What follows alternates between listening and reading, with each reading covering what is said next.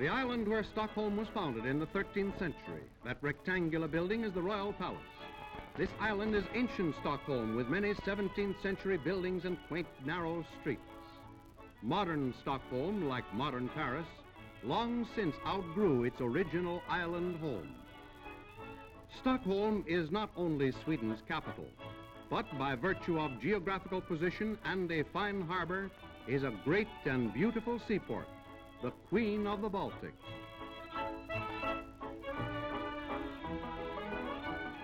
There are no waterfront slums in Stockholm.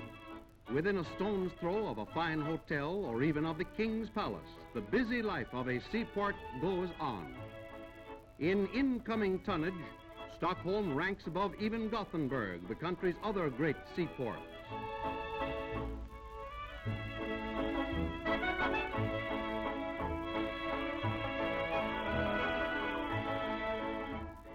Greater Stockholm now has a population of more than 700,000. It is a busy, modern metropolis with all the never-ending activity and traffic of a great city.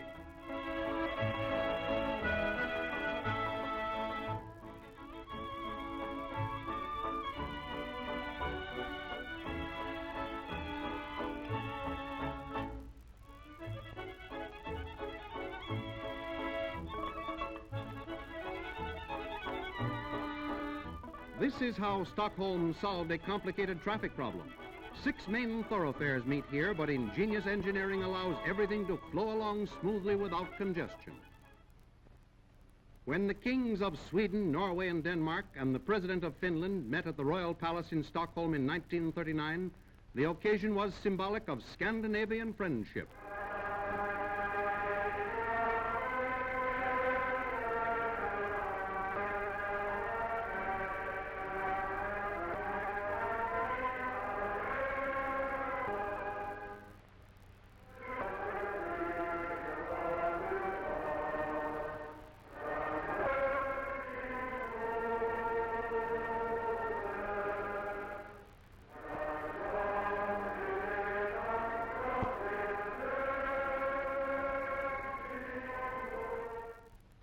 At the palace on another day, a day that gives us a midwinter glimpse of the troops of the Palace Guard.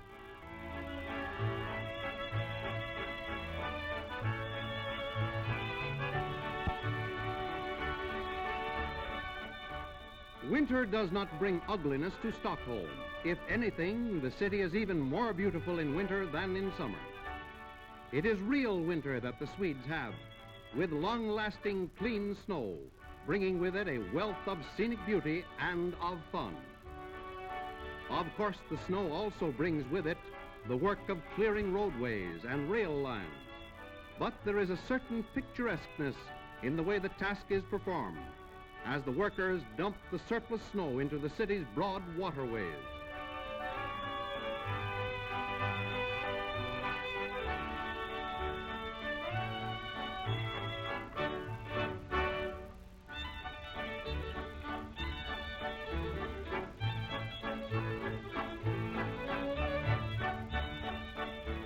Stockholm folk in search of a ski train have to look no further than the nearest tramway, for within easy reach, inside the city limits, are a number of large hilly parks which are ideal winter playgrounds.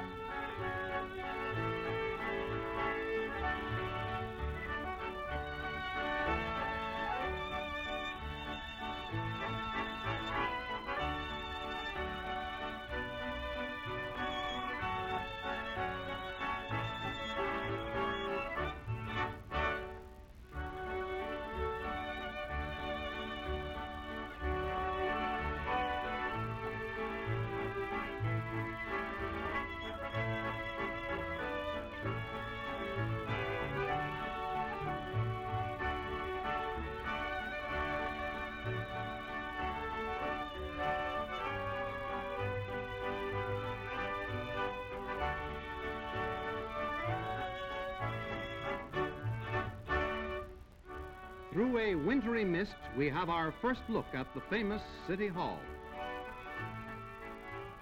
And here is the City Hall in summer. In its ideal waterside setting, it has acquired a sort of symbolic importance. It signifies Stockholm as the Eiffel Tower signifies Paris.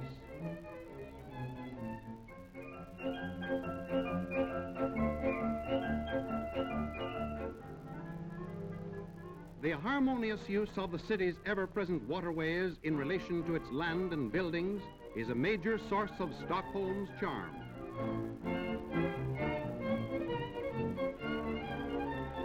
In a square in front of the stately concert hall, Stockholm housewives can buy flowers, fruit, and vegetables.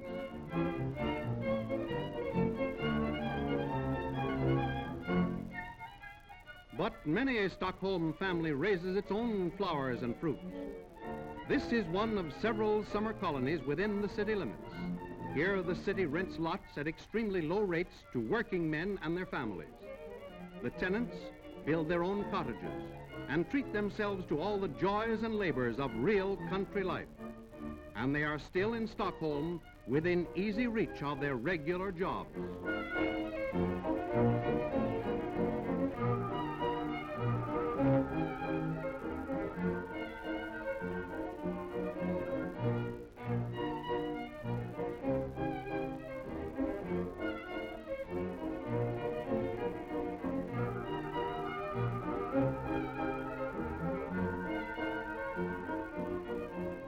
A sidewalk cafe. Summertime pleasures, of course, take many forms. This would come under the head of pleasure anywhere.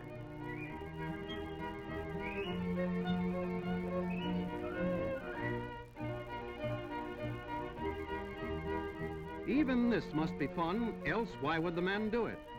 Maybe he has ambitions as a runner and is beginning by walking fast.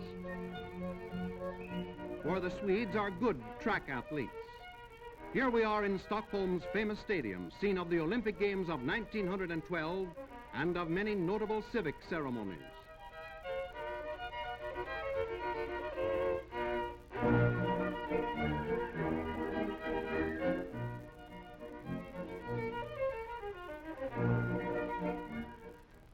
Stockholm is constantly growing, but always in accordance with a comprehensive city plan.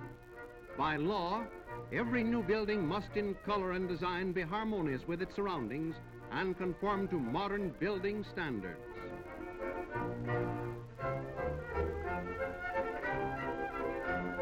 Note the recently built apartment houses atop the bluff. Near all the newer housing developments, the city has abundantly provided the people with beaches and swimming pools and playgrounds. The standard Stockholm has set for itself is to reach a high plane of civic beauty and to give every man, woman, and child access to healthful, out-of-doors recreation.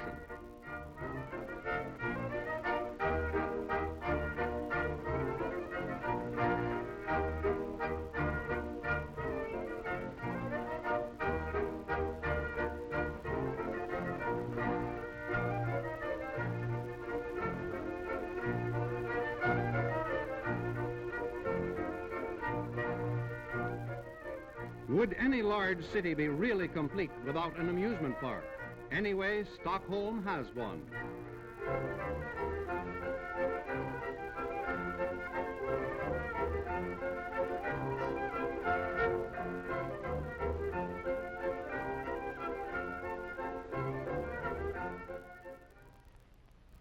Now for a glimpse of the Swedish capital on a day of regal splendor. It is the wedding of Princess Ingrid and Crown Prince Frederick of Denmark, and Stockholm shows how it can look on a real gala occasion.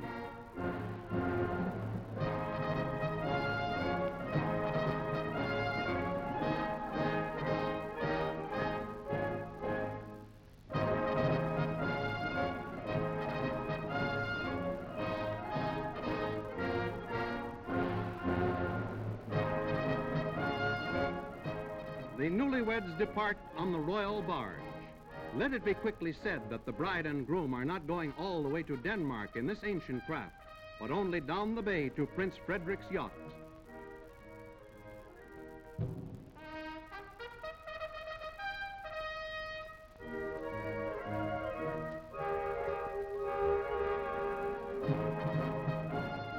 The magic of a Stockholm twilight is nature's culminating gift to a beautiful city.